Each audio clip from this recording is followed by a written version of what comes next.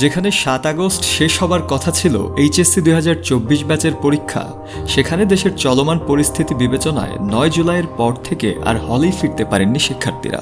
তবে সবশেষ ১১ আগস্ট থেকে পরের ধাপের পরীক্ষাগুলো শুরু হওয়ার কথা থাকলেও বিভিন্ন কেন্দ্র ভাঙচুর ও প্রশ্ন পুড়ে যাওয়ার মতো ঘটনায় সে পরীক্ষাগুলো এখন অনির্দিষ্ট কালের জন্য স্থগিত হয়ে আছে।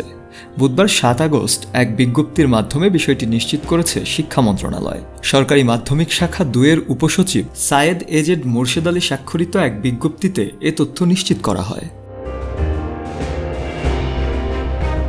মূলত আবশ্যিক সাধারণ বিষয়গুলোর পরীক্ষা শেষ হয় ৯ জুলাই। তবে এখনও দলগত বিষয়ে পরীক্ষায় অংশগ্রহণ করতে পারছে না শিক্ষার্থীরা, এবং পরীক্ষাগুলো ঠিক কতদিন স্থগিত থাকবে সে ব্যাপারটিও এখনও অস্পষ্ট। এ অবস্থায় বেশ উৎকণ্ঠা দেখা যাচ্ছে এইচএসসি পরীক্ষার্থী ও তাদের অভিভাবকদের মধ্যে।